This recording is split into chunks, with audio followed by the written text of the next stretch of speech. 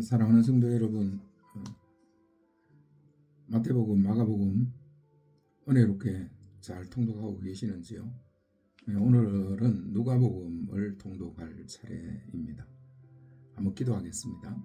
아버지 하나님, 마태복음, 마가복음 이틀간 통독하게 하시고 또 오늘은 누가복음을 통독하고자 합니다. 통독하기 전에 누가복음이 어떤 책인지 함께 공부하고자 합니다. 성령 하나님께서 우리 가운데 역사해 주셔서 누가복음이 정말 어떤 책인지, 누가가 우리에게 전해주고 있는 예수님을 만나는 시간 될 수 있도록 주님 크고 놀라우신 은총을 허락해 주신 것을 감사드리옵고 예수님의 이름으로 기도드리옵나이다. 아멘. 마태가 우리에게 소개해주고 계시는 예수님은 왕이신 예수님입니다. 왕적 메시아. 결국 마태복음, 마가복음, 누가복음, 요한복음이 소개해 주시는 예수님은 다 메시아이신 예수님이죠. 구약성경이 예언한 그 메시아이신 예수님, 바로 그분이 예수님이라는 거죠. 구약성경이 예언한 메시아가 예수님이라는 거죠. 그런데 메시아인데 어떤 메시아인가, 거기에서 관점이 다 다르다는 거예요. 마태복음은 왕적 메시아, 왕이신 메시아를 우리에게 소개해주고 있죠. 마가복음의 메시아상은 종입니다. 종. 그래서 열심히 사역하시는, 성실하게 열심히 우리의 삶 속에 오셔서 우리의 문제를 해결해 주시는, 그래서 예수님 오신 목적이 섬김이라고. 그리고 구약의 제사에서 백성들을 위해서 대속죄일에는 황소를 드렸잖아요. 소를 드렸잖아요. 평상시 제사는 이제 양으로 제사를 지냅니다만은 대속죄일에는 소를 바쳐서 소를 드립니다. 그만큼 이제 소가 값이 나갔다는 거죠. 그래서 제물로 소를 드렸는데 예수님께서 제물이 되시는, 그래서 대속물로 주시기 위해서 오셨다. 마가복음은 그러니까 종과 소가 연결되어서 제물로 종이신 메시아를 우리에게 보여주고 있죠. 오늘 누가복음인데 누가복음이 우리에게 전해주시는 예수님, 누가가 소개하는 예수님, 메시아이신 예수님은 인자라는 것은 참사람이라는 거죠. 참사람. 예수님의 양성론을 이야기할 때에 양성, 두 가지 성, 예수님은 신성과 인성을 가지셨다 했을 때 누가복음은 인성을 강조해요. 예수님 인성을 강조하고 거기에 비해서 요한복음은 신성을 강조하죠. 그런 측면에서 누가복음과 요한복음은 짝이 되는, 양성론에 있어서, 예수님의 양성론에 있어서 누가는 인성을 강조하고 요한은 신성을 강조하는. 그래서 누가복음 같은 경우에는 사람으로 오신 예수님, 참 사람이기 때문에 예수님께로부터 족보가 복음서에 두 번 나오잖아요. 마태복음에 나오고 누가복음에 나오는데 그 족보를 어떻게 쓰고 있는가 하면은 예수님께로부터 이제 올라가는 거예요. 위로 올라가는 거예요. 올라가서 누구에게까지 올라가는가 하면은 예수님의 족보가 아담에게까지 올라가는 모습을 볼 수가 있습니다. 아담에게까지 올라가요. 족보가 올라가는데 아담에게 가서 올라가고, 그리고 마지막에 뭐예요? 그 위는 하나님이시니라. 그렇게 끝이 나는. 그 위는 하나님이다. 하나님의 아들이라는 거죠. 아담이. 그래서 아담과 예수님을 연결시키신 이런 모습을 우리가 볼 수 있습니다. 그래서 참사람, 아담이라는 말 자체가 보통 명사로는 사람이라는 뜻입니다. 아담아 하면 흙이라는 뜻이고, 흙에서 온 사람. 그러니까 이게 아담이라는 말이 고유명사가 되면은 아담, 첫사람인 아담의 이름이 됩니다만은 보통 명사가 되면은 사람이라는 뜻이죠. 그래서 첫사람 아담이 실패한 그 실패를 두 번째 아담이신 예수님이 회복하시는 이러한 모습을 누가는 보여주고 있다. 그렇게 이야기를 할 수 있습니다. 이제 좀 유인물로 들어가서 좀 말씀을 나눠보도록 하겠습니다. 누가복음의 저자는 누가입니다. 누가인데 전성사적으로 누가예요. 누가복음도 마찬가지예요. 누가복음 안에서 나 누가는 이 누가복음을 쓴다 이런 말 없습니다. 전해오는 교회사에서 전해오는 글들을 통해서 누가가 썼다. 누가는 12사도 가운데 한 사람은 아니고 그는 의사로 알려져 있습니다. 골로새서 4장 14절에 보면은 사랑받는 의사 누가라고 그렇게 표현을 하고 있어요. 그래서 누가가 의사라는 것을 우리가 알 수가 있고 의사니까 당연히 교육받은 이방인 그리스도인이고 바울의 동역자, 제자 겸 동역자였다 하는 사실을 우리가 알 수 있죠.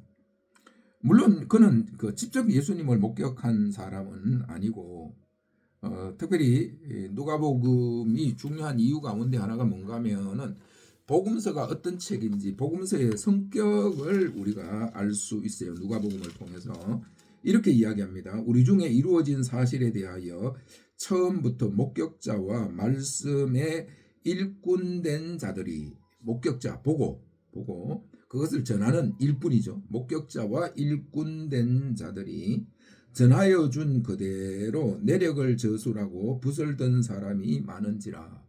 그러니까 목격자와 일꾼들이 전하여 주었다. 뭐 1차적으로는 사도들이죠. 사도들이 목격자였고 일꾼이었죠. 그들이 전하여 준 그것을 적으려고 기록한 사람들이 많이 있었다는 거예요. 많이. 그래서 마가복음 같은 경우는 베드로가 이 목격자와 일꾼이었죠. 그리고 마가가 베드로로부터 예수님에 대한 이야기를 들었죠. 듣고 마가가 기록을 한 거잖아요. 그런데 누가 같은 경우는 그런 마가와 같이 그렇게 기록한 사람들이 많이 있었다는 거예요. 그러니까 많이 있으니까 뭐예요? 복음서가 여러 개 많이 있는 거죠. 지금 우리가 사복음서만 알고 있습니다만 그 외에도 많이 있습니다. 대표적인 게 요즘 우리 한국교회 안에서 도마복음이라고 이야기하는 도마복음. 그런데 우리가 도마복음을 우리가 신뢰하지 않는 것은 거기에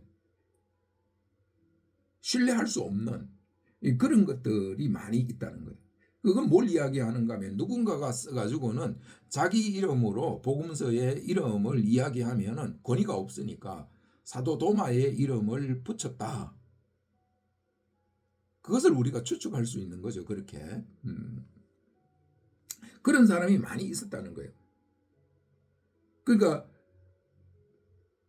많은 사람이 생각하듯이 그냥 누가에게 성령이 감동을 해가지고 찌리리 감동이 와가지고 누가가 막 적었다 그런 이야기가 아니에요.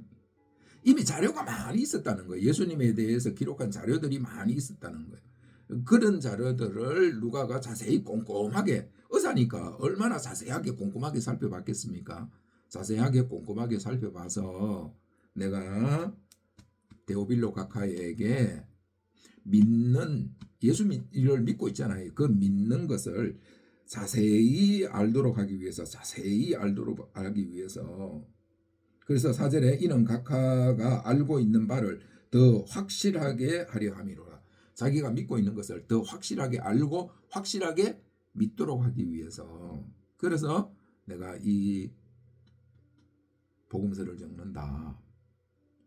그러니까 우리가 여기서 한 가지 참 은혜가 되는 것은 지금 누가가 여러분 분량으로 가장 많은 장수로 가장 많은 복음서는 마태복음 28장이잖아요. 그런데 분량으로 마가복음 24장, 누가복음은 24장까지 있습니다. 24장까지 있는데 분량으로는 누가복음이 제일 길어요. 그리고 사도행전까지 누가복음과 사도행전이 짝이잖아요. 그 긴 글을 기록하는데 누구를 위해서 기록하는가 하면 데오빌로라는 한 사람을 위해서 이 복음서와 사도행전을 기록하는 수고를 마다하지 않는 이 누가의 모습을 보면서 목회가 무엇인가, 목양이 무엇인가, 섬김이 무엇인가를 우리가 생각하게 되죠. 한 영혼을 위해서, 한 사람을 위해서 이런 수고를 하는 모습을 우리가 볼 수 있습니다. 그래서 여기서 나오는 단어가 뭔가 하면은 편집이라는 단어가 나오는 거예요. 여러 사람이 쓴 것을 누가가 지금 편집하고 있다. 그래서 그런 것들을 우리가 좀 기억을 하시고 또 수신자를 살펴보면 수신자는 데오빌로 각하라고 그렇게 표현을 하고 있습니다. 여기에 각하라고 했고 사도행전을 보면은 이런 사도행전을 보면은 다르게 이제 표현을 하고 있는 것을 볼 수가 있어요. 이 각하라는 표현이 데오빌로가 굉장히 높은 고위직에 있는 사람이었다 하는 것을 우리가 알 수 있죠. 그런데 사도행전 1장 1절에 보면 데오빌로여 내가 먼저 쓴 글에는 먼저 쓴 글이 뭡니까? 누가복음이죠. 누가복음에는 무릇 예수께서 행하시며 가르치시기를 시작하심부터 그가 택하신 사도들에게 성령으로 명하고 성천하신 날까지의 일을 기록하였노라. 예수님의 공생의 사역으로부터 시작해서 성천하실 때까지 그때까지의 일을 기록했다. 그럼 그 이후를 이제 기록하겠다 하면서 사도행전을 기록하는 모습을 우리가 볼 수 있습니다.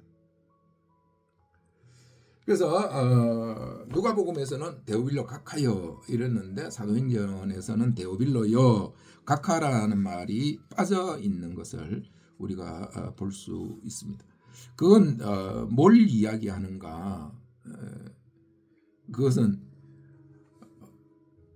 그만큼 믿음이 이제 사도행전을 쓸 때는 데오빌로라는 사람이 믿음이 깊어져서 한 교회의 구성원이 되었고 이제는 형제가 되었다. 같은 믿음의 형제, 같은 믿음의 일꾼이 되었다 하는 사실을 우리가 알 수 있죠. 그래서 각하라는 표현을 쓰지 않고 데오빌로여라고 그렇게 표현하고 있는 것을 볼 수 있습니다. 그러니까 한 사람이 높은 사람과 교회 안에 그렇잖아요, 그죠? 신분이 높은 사람이 있고 낮은 사람이 있잖아요. 우리 한국 교회 초기 교회가 그렇잖아요. 양반이 있고 쌍놈이 있었고. 그런데 한 공동체 안에서 그 양반과 쌍놈 이 신분 위계 질서가 예수님의 복음에 의해서 무너지는. 그래서 여기서도 그것을 우리가 볼 수 있는 거예요.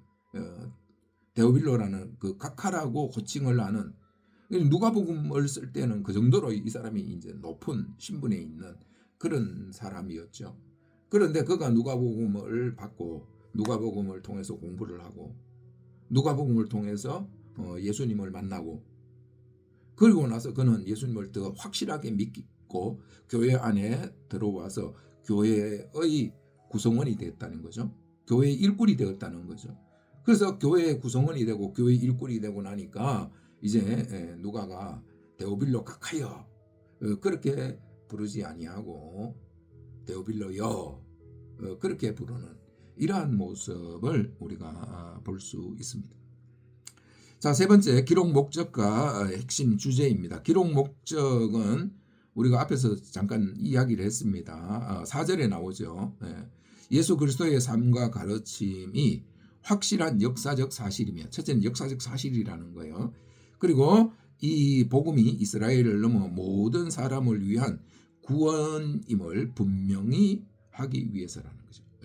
확실하게 알고 확실하게 믿고 그리고 구원을 얻도록 하기 위해서다.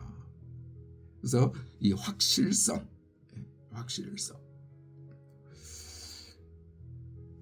그래서 복음서를 쓴 목적 가운데 하나가 바로 어떤 이런 교육적인 그런 목적도 있었다. 교육적인 목적도 있었고 교육적인 목적만 있는 게 아니죠. 또 복음을 전하도록 하기 위해서 그래서 그 복음이 사도들을 통해서 오늘 우리에게 왔잖아요. 우리에게 이 수신자들에게 왔잖아요. 수신자들이 그 복음서를 통해서 예수님을 만나고 예수님을 알고 그리고 또 내가 전하는 자가 되도록 받는 자가 전하는 자가 되도록 이게 이제 성경의 구조예요. 사실은 예수님이 복음을 하나님의 나라를 전파하는 자였죠. 전파하는 자. 복음서에서는 예수님이 전파하는 자잖아요. 근데 사도행전에 오면 어떻게 됩니까? 사도행전에 오면은 전파하던 예수님을 사도들이 전파하고 있잖아요. 전파되는 자가 되죠. 전파하던 자가 전파되던 자가 되죠. 예수님이. 그 예수님의 복음을 받은 우리는 받는 자에서 이제 복음을 받는 자에서 복음을 전하는 자가 되죠. 그러한 목적으로 복음서가 기록되었다. 그 핵심 주제입니다. 주제는 첫째는 보편적 구원이에요. 누가복음은 보편적 구원을 강조합니다. 모든 사람. 특별히 누가복음의 관심은 그 사회에서 약자들이라고 이야기할 수 있는 사람들, 가난한 자, 병든 자, 여인, 죄인, 이방인, 사회적 주변부에 있는 소외된 사람들 이런 사람들에 대한 관심이 누가복음은 굉장히 커요. 그래서 그런 보편적 구원 그 보편적 구원 그러니까 이런 사람들도 구원받는다는 거죠. 이런 사람들도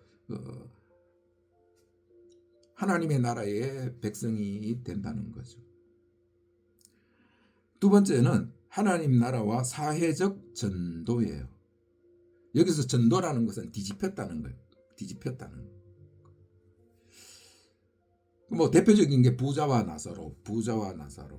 여러분 이 땅에서 부자와 나사로의 관계는 이런 관계였잖아요. 그죠? 이런 관계. 그런데 역전이 일어나잖아요. 천국에서는 역전이 일어나잖아요. 그 다음에 과부의 2렙돈 많은 사람인데 헌금을 많이 하는데 그 과부는 2렙돈 요즘 우리로 이야기하면 100원짜리 2개 뭐 헌금했다는 이야기 아니에요. 그죠? 그런데 누구보다 많이 헌금했다고 많이 넣었다고 그 자기의 가진 모든 것 다른 사람들은 자기의 소유의 일부를 넣었지만 이 여인은 자기가 가진 모든 것을 넣었다고 역전이 일어나는 이런 모습을 볼 수 있습니다. 그 가장 또 대표적인 게 19장에 보면은 누가복음 19장에 이제 삭개오 이야기가 나오잖아요. 거기에 이제 바리새인들이라든지 이런 사람들 그들이 예수님이 삭개오 집에 들어갔다고 막 이제 수군수군하고 막 비난하고 정죄하잖아요. 그죠? 그런데 자기들은 율법을 잘 지킨다고 그렇게 이야기하는 그 바리새인들을 비롯한 그 당시의 종교 지도자들과 정죄를 받고 있는 이 삭개오 이 역전이 되잖아요. 역전이 되어서 오늘 이 집에 구원이 일어났다. 이 사람도 아브라함의 자손이다. 역전이 일어나는 이런 그 역전이 주제로 등장하는 모습을 볼 수 있습니다. 그 다음에 세 번째는 성령과 기도예요. 누가복음은 성령과 기도를 엄청 강조해요. 누가복음이 성령과 기도를 강조하는 이유가 뭔가 하면은 바로 예수님이 사람이시기 때문에 사람으로 오신 예수님 그 사람으로 오신 예수님은 인간의 원형이죠. 모범 인간의 원형이죠. 원형. 그래서 인간의 원형은 어때야 되는가? 인간은 어떻게 해야 되는가? 그것을 우리에게 보여주는 거예요. 그렇게 사시는 거예요. 원형의 삶을 우리에게 사시는 거예요. 그것은 순종하는 인간, 기도하는 인간, 성령에 의존하는 인간, 권력을 사용하지 않는 인간, 타인을 배제하지 않는 인간. 하나님은 우리 인간을 이렇게 살라고 창조하셨다는 거예요. 이게 하나님께서 우리 인간을 창조하신 본 모습이라는 거예요. 그래서 특별히 두 가지가 중요합니다. 두 가지. 성령을 의존하는 인간, 기도하는 인간. 기도하는 인간이라는 건 뭘 이야기하는 거예요? 내 힘으로 살지 않는 거죠. 내 힘으로 살지 아니하고 하나님의 힘으로, 하나님을 의지하여서 하나님으로 사는 인간. 결국 누가복음이 이야기하는 죄는 뭡니까? 죄는 하나님으로부터 독립하려는 의지, 하나님께로부터 독립해서 자기의 힘으로, 자기 스스로의 힘으로 살아가려고 하는 모든 시도, 그게 죄다 하는 사실을 우리에게 보여주고 있습니다.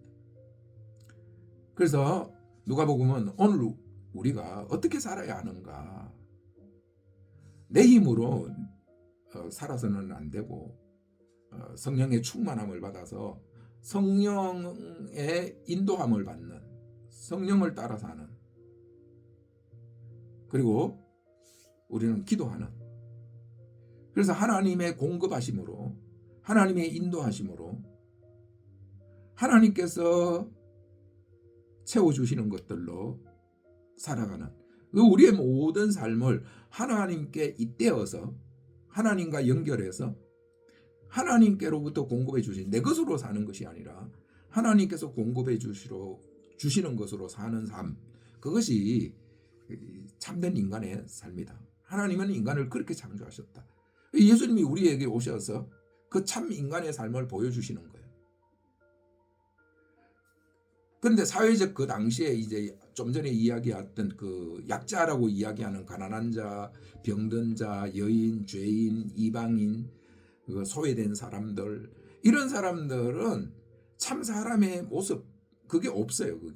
그게 없으니까 이들은 예수님을 만나서 예수님을 통해서 참 사람의 삶의 모습을 배우게 되는 거예요. 그런데 바리새인이라든지 이런 사람들은 이미 자기의 신념이 확고합니다. 율법 지키면 된다. 율법, 그 신념이 확고합니다. 그 신념이 확고하니까 그들은 자기들의 신념으로 인해서 예수님을 믿지 못하고 오히려 그 자기들의 신념으로 예수님을 판단하고 정죄하는 이러한 모습을 우리가 볼 수 있습니다. 그래서 우리가 누가복음을 통해서 만나는 예수님, 성령에 이끌리시고 기도를 통해서 하나님으로부터 모든 것을 공급받아서 사역하시는 그 예수님의 모습, 오늘 우리가 어떻게 살아야 하는가 하는 것을 잘 보여주고 있지요. 그 다음에 구조입니다. 누가복음은 어떤 구조를 가지고 있는가? 서론, 본론, 결론으로 그렇게 나눌 수가 있는데, 서론은 4장 13절까지 공생의 준비까지라고 이야기를 할 수가 있어요. 그래서 누가복음은, 여러분 마태복음은 예수님 족보 이야기하고 나서 예수님이 이제 출생 이야기하잖아요. 마리아에게 예수님이 잉태되는, 그래서 요셉이 마리아가 아기를 가졌다는 사실을 알고 가만히 끊고 자고 했죠. 그런데 성령이 요셉에게도 알려주시죠. 그래서 마리아를 요셉이 데려왔지만 예수님이 태어나기까지는 부부 생활을 하지 않았다. 그러면서 2장에 가서 예수님이 탄생하면서 이제 동방박사들이 찾아오는, 그렇게 마태복음은 되어 있어요.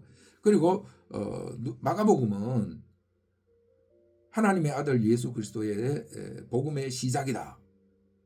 하나님의 아들, 하나님의 아들, 마가복음은 하나님의 아들이죠. 하나님의 아들이 우리에게 오셔서 복음을 주셨는데, 어떻게 복음을 주셨는가? 성김으로 복음을 주셨죠. 그 이야기를 하기 위해서, 그 하나님의 아들이 오시기 위해서 세례요한이 이제 엘리야가 와서 말라기가 선지자가 이야기한 그 엘리야가 와서 길을 닦는, 그래서 그 길로 예수님이 오시는, 그 길이 뭐겠습니까? 결국 세례죠, 그죠? 예수님이 세례요한에게 세례를 받으심으로 공생의 사역을 시작하시는 이런 모습이에요.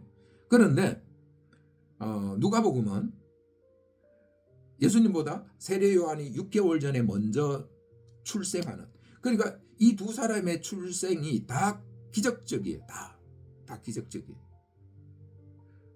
태어날 수 없는, 그래서 세례요한이 6개월 전에 먼저 태어나고 잉태되고 뒤에 예수님이 잉태되는 거기로부터 복음서가 시작이 되는 탄생 이야기, 그리고 어릴 때 성장 이야기가 나오고 있는 모습을 우리가 볼 수 있습니다. 예수님께서 키가 자라고 지혜가 자라고 하나님과 사람에게 더 사랑스러워져 가셨다, 그렇게 말씀을 하고 있죠.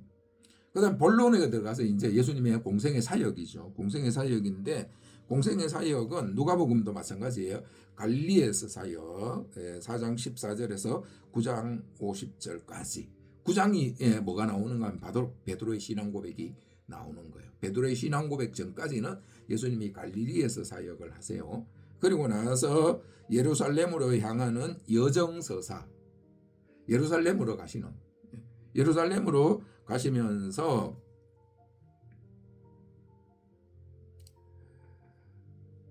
제자도에 대해서 주로 이제 말씀을 하시는 이런 모습을 우리가 볼 수 있습니다. 그리고 9장 28절에서 21장까지는 예루살렘에서 사역을 하시는 예수님의 모습을 우리가 볼 수 있습니다. 결론은 이제 예수님의 순환과 부활이라고 이야기를 할 수 있겠죠. 22장에서 24장까지 그렇게 구성이 되어 있다. 자, 그러면 누가복음이 성경 전체에서의 위치, 누가복음은 복음서와 사도행전을 잇는 연결고리입니다. 그러니까 교회 역사를 연결짓는, 그래서 누가복음 사도행전으로 연결되는 연결고리라고 이야기를 할 수 있어요. 예수님의 사역은 누가복음에서 시작되고 그의 사역은 사도행전에서 성령을 통해 교회로 계속된다. 교회에 전해져서 교회가 예수님의 사역을 이어간다는 말이죠. 그래서 누가는 예수님의 역사와 교회의 역사를 하나의 구원사로 제시하고 있다. 이걸 있는 그죠? 누가는 이 둘을 이렇게 예수님의 역사와 교회의 역사를 이렇게 연결시키는, 그 연결의 핵심에도 뭐가 있습니까? 그 연결의 핵심에 예수님의 공생의 사역에도 성령과 기도가 중요하다고 했죠. 그러니까 초대교회도 뭘로 시작됩니까? 성령이 오심으로 시작되죠. 그러니까 예수님에게 역사하셨던 그 성령이 이제 예수님이 성령으로, 영으로, 그분의 영으로 오시어서 그분의 교회를 세우시는 이러한 모습을 우리가 누가복음을 통해서 볼 수 있습니다. 그러니까 성령을 강조하는 이유를 아시겠죠? 사도행전도 마찬가지입니다. 사도행전도 그래서 교회가, 사도행전의 교회, 성령과 기도를 강조하는 거예요. 자, 6번째, 7가지 특징에 대해서, 첫 번째 특징, 역사적, 조사적 서술, 질서 있는 편집.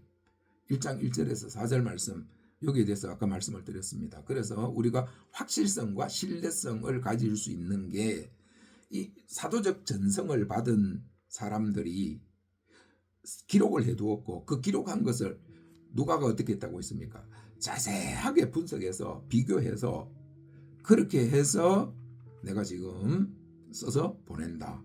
그러니까 이건 믿을 수 있는 거다. 그러니까 믿는 바를 확실하게 믿어라.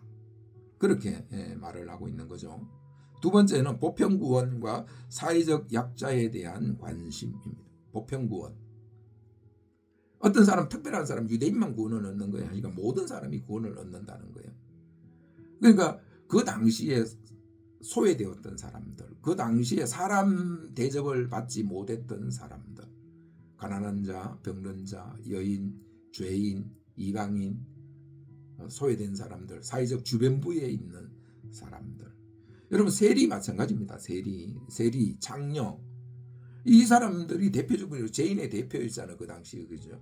그리고 이 사람들은 정치 권력적으로는 이 사람들이 힘을 가지고 있었던 사람들이죠. 그런데 종교적으로는 이 사람들은 오히려 사회 주변부에 있는 그런 사람들이었죠. 이런 사람들에 대한 그 관심, 사회적 약자에 대한 관심, 장애인에 대한 관심, 이런 관심이 특별하게 뛰어난 책이 누가복음이다. 이런 사람을 위해서 예수님이 참 사람으로 오셔서 예수님은 인간의 가장 낮은 자리까지 들어오셨다는 거예요. 그러니까 가장 낮은 자리. 그러니까 공생의 동안에도 예수님께서 인간의 가장 낮은 자리까지 들어오셨고, 그리고 결국 십자가를 통해서 또 인간의 가장 낮은 자리까지 예수님께서 들어오셨다. 누가복음은 그렇게 우리에게 예수님을 소개해 주고 있습니다. 셋째, 성령과 기도의 복음서. 앞에서 자세하게 좀 말씀을 드렸습니다. 네 번째, 비유의 풍성함. 누가복음에도 비유가 많이 나오는 것을 볼 수 있습니다. 예수님께서 비유로 말씀하시는 사마리아인의 비유, 탕자 비유, 부자와 나사로 비유 등 누가복음의 독특한 그런 비유들이 많이 나오고 있는 것을 볼 수 있습니다. 그 다음에 기쁨과 찬송의 신학입니다. 탄생 이야기부터 제자들의 기쁨까지 구원은 찬송으로 응답되는 모습을 볼 수 있습니다. 찬송은 뭡니까? 곡조 붙은 기도잖아요. 그죠? 그래서 왜 기도가 중요한지, 곡조 붙은 기도. 기도와 찬송은 사실은 동전의 양면과 같다. 그렇게 이야기를 할 수 있어요. 그 다음에 여정신학, 예루살렘을 향한 길. 예수님의 길은 단순한 지리적인 이동이 아니에요. 갈릴리에서 예루살렘으로 이동했다. 지리적으로 이동했다는 게 아니고 순종과 십자가를 향한 의도적인 특별히 그 당시에 이 사회적 약자들, 사실은 우리 인간이 다 죄인이잖아요. 자기 자신이 그걸 몰라서 그런 거지. 인간의 가장 낮은 자리까지 들어오시기 위해서 예수님께서 예루살렘으로의 여행을 하시는 이런 모습을 우리가 볼 수 있습니다. 그래서 순종과 십자가를 향한 의도적인 여행이었다 하는 겁니다. 마지막으로는 사도행전으로 열려있는 결말입니다. 그래서 사도행전으로 연결이 되는데, 사도행전으로 어떻게 되는가? 자, 누가복음 24장 50절에서 53절을 제가 한번 읽겠습니다. 예수께서 그들을 데리고 베다니 앞까지 나아가사 손을 들어 그들에게 축복하시더니 축복하실 때에 그들을 떠나 하늘로 올려지시니 그들이 그에게 경배하고 큰 기쁨으로 예루살렘으로 돌아가 늘 성전에서 하나님을 찬송하니라. 이 말씀이 똑같이 어디 나옵니까? 사도행전 1장에 나오죠. 그죠? 네. 똑같이. 그래서 예수님의 성천과 제자들이 아버지의 약속하신 것을 기다리라는 그 모임, 성령을 기다리는 모임. 그래서 성령이 오시면 기쁨이 우리 가운데 충만하게 되겠죠. 그래서 성령은 기도의 영이고 기쁨의 영이다. 그리고 성령은 증거의 영이다 하는 사실을 알 수 있죠. 성령이 오셔서 우리에게 어떻게 하시는가? 우리를 기쁘게 하시고 우리를 기도하게 하시고 우리로 하여금 복음을 전하게 하신다. 성령이 하시는 일은 이 세 가지다 하는 것을 누가복음을 통해서 또 사도행전을 통해서 우리가 알게 되죠. 그래서 예수님의 역사와 교회의 역사를 잇는데 뭘 통해서 이어요? 지금 예수님의 부활을 통해서 성령을 통해서 잇는 이 역사를 이어가는, 마치 기차 두 대가 있으면 기차 연결고리가 있잖아요. 그 연결고리가 뭐라는 거예요? 연결고리가 예수님의 부활이고 그리고 성령이다 하는 사실을 우리가 알 수 있습니다. 자, 마지막 원포인트입니다. 누가복음은 예수 그리스도의 구원이 역사적으로 확실하며 이 구원이 성령 안에서 모든 사람에게 열려 있고 교회를 통해 계속된다는 사실을 가장 포괄적으로 증언하는 복음서이다. 그렇게 결론을 내릴 수 있습니다. 마지막입니다. 가장 중요한 것은 이것입니다. 누가복음을 우리가 통독하면서 예수님을 만나야 돼요. 예수님을 만나야 되는데 누가복음에서는 어떤 예수님을 만나야 되느냐 하는 거예요. 어떤 예수님을 만나야 되겠습니까? 참 사람이신 예수님을 만나야 된다. 참 사람이신 예수님을 만나면 여러분 삭개오와 같이 그렇게 존재가 변화되는 거예요. 이 만남이라는 단어, 영어 단어에 보면 미팅이라는 단어가 있고 엔카운터라는 단어가 있어요. 엔카운터라는 단어는 N이라는 단어가 into예요. 안으로 들어가는 거예요. 안으로 들어가는 거. 내 안으로 예수님이 들어오시는 거예요. 내가 예수님 안으로 들어가는 거예요. 그래서 그게 만남이 진정한 만남. 여러분 미팅, 여러분 뭐 커피 한잔 하기 위해서 우리가 미팅할 수 있잖아요. 만날 수 있잖아요. 그죠? 예. 우리말로 이야기하면 서침이 있고 만남에 대한 여러 단어들이 있는데 예수님과 우리의 만남을 가장 잘 말씀하는 설명해 주는 단어가 영어 단어 엔카운터라는 단어예요. 그 엔카운터 안으로 들어가는 거예요. 안으로 들어가는 거. 예수님 우리 안으로 들어오시고 우리가 예수님 안으로 들어가는 거예요. 들어가서 하나가 되는 거예요. 예수님이 우리 안에 들어오시니까 우리도 어떻게 살겠어요? 예수님 같이 살겠죠. 예수님 같이 사는 삶. 그것은 권력을 휘두르지 아니하고 사용하지 아니하고 타인을 다른 사람을 자꾸 배제시키지 아니하고 그리고 성령을 따라 사는 삶. 성령을 따라 순종하는 삶. 내 힘으로 독립해서 내 힘으로 살지 아니하고 기도함으로 하나님을 의존하는. 그래서 하나님의 공급해 주시는 것으로 하나님께서 공급해 주시는 것으로 하나님의 공급해 주시는 힘으로 살아가는 삶. 그 삶이 참 사람으로서의 삶이다. 그것을 우리에게 말씀해 주고 있는 책이 바로 누가복음이다. 그러니까 구원의 모습이 누가복음이 우리에게 말씀해 주고 있는 구원. 그 구원이라는 것은 구원자이신 예수님, 참 사람이신 예수님이 우리 안에 들어오심으로 우리가 그 예수님과 같이 변화되어서 하나님이 본래 우리를 창조하신 목적대로 독립적인 그런 존재로 살아가지 아니하고 죄가 뭐라고 했어요? 독립하는 게 죄예요. 독립하는 거. 하나님을 의존하는